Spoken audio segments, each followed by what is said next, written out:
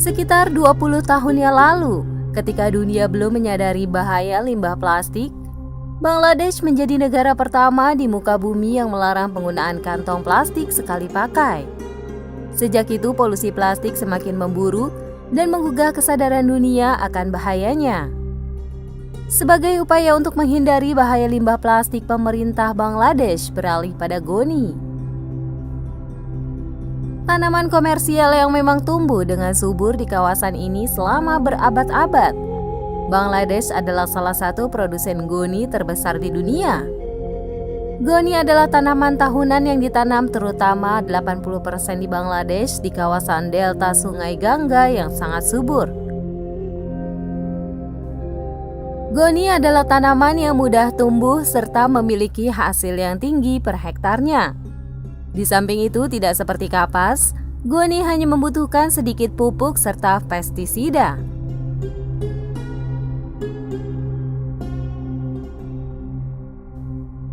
Orang-orang di Bangladesh menyebut goni sebagai serat emas. Demikian ini karena goni memiliki serat yang sangat panjang antara 1 hingga 4 meter. Halus, berkilau, dan berwarna coklat keemasan, berbeda dengan kebanyakan serat tekstil yang sebagian besar terdiri dari selulosa. Serat goni adalah bagian lignin. Selulosa adalah komponen utama serat tumbuhan, sedangkan lignin adalah komponen utama serat kayu. Dengan demikian, goni adalah bahan yang memiliki kekuatan sekaligus berbiaya rendah, daya tahan, serta fleksibilitas.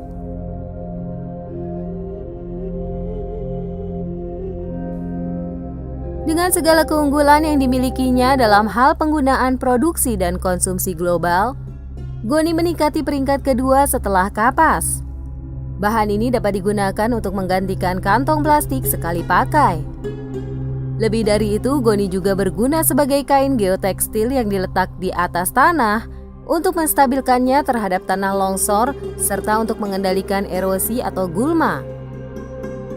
Kain goni membantu kelembaban dan menahan tanah di tempatnya, sementara struktur tenunan terbuka dari kain memberikan ruang terbuka bagi tanaman untuk tetap tumbuh.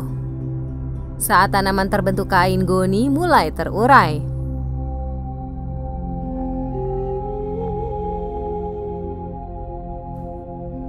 Pada era pembangunan berkelanjutan, saat ini Bangladesh sangat bangga dengan rangkaian 285 produk goni yang diekspor ke lebih 100 negara di seluruh dunia. Berbagai produk ini meliputi goni mentah, tas, karung, tali, karpet, topi, tikar, kain pendukung karpet, penutup kursi, kanvas, kertas, barang-barang rumah tangga, dan lain sebagainya.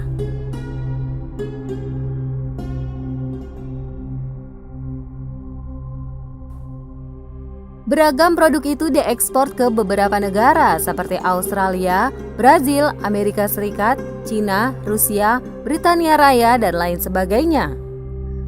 Produk arang goni yang merupakan produk sampingan dari batang goni juga merupakan bagian dari industri ini, di mana Bangladesh memproduksi sekitar 3 juta batang goni setiap tahunnya.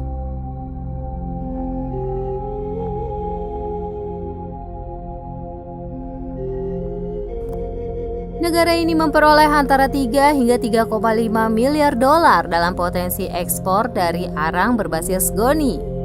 Dan lebih dari itu, pasar untuk tas goni diperkirakan mencapai 3,84 miliar dolar pada tahun 2027 dengan tingkat pertumbuhan tahunan majemuk sebesar 10,4%.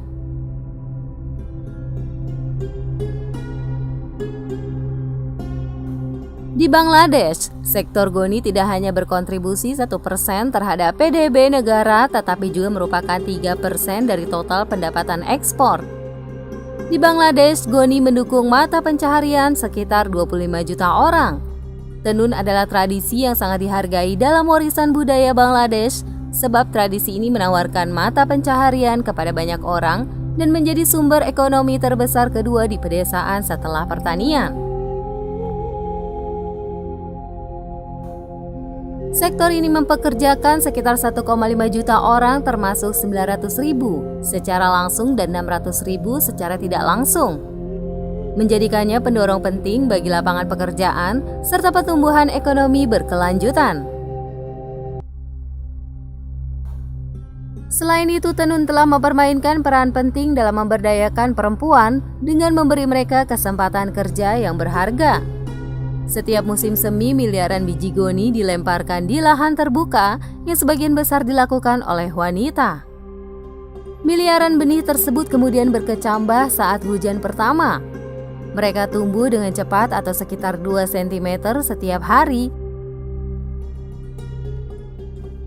Pada akhir musim semi, kolam delta terlihat seperti danau hijau yang memukau dan hebatnya tanpa pupuk buatan atau pestisida tanaman goni dapat berbunga dan menjulang hingga sekitar 3 meter dan 1 hektar goni dapat melahap sekitar 13,6 ton karbon dioksida di samping juga menyumbang 10 ton oksigen ke atmosfer. Saat tiba waktu panen yang biasanya terjadi antara 4 hingga 5 bulan, para pekerja akan mengarungi genangan air untuk menebang batang goni. Biasanya penebangan batang goni dilakukan dengan tangan dan menggunakan alat seperti parang atau sabit.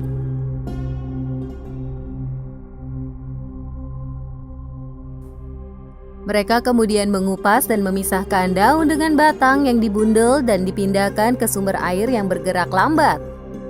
Rata-rata goni menghasilkan serat 4 kali lebih banyak per hektar dibandingkan jerami.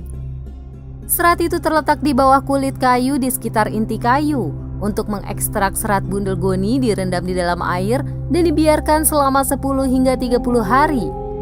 Hingga kemudian serat terlepas untuk dilucuti dari tangkai, kemudian dicuci dan dikeringkan.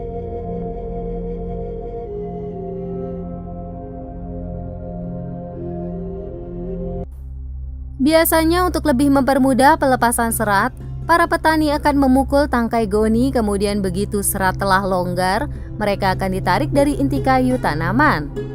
Selanjutnya serat-serat tersebut dicuci, diperas dan dikeringkan di bawah sinar matahari. Setelah kering, serat-serat tersebut digulung lalu dibawa ke pabrik untuk diolah lebih lanjut.